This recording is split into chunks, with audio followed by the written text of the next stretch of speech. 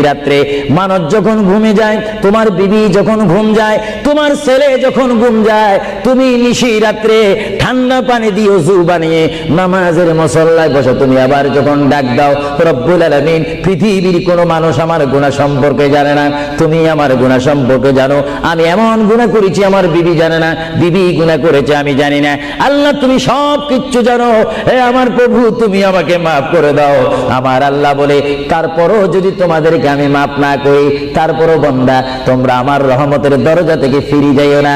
আমি তোমাদেরকে হুকুম দিচ্ছি, ওয়ালাউ আন্নাহুম ইয যালামু আনফুসাহুম জাউকা, বান্দারে যদি গুনাহ করে ফেলো আমার রহমত থেকে মুখ ফিরিয়ে তুমি চলে যাইও না।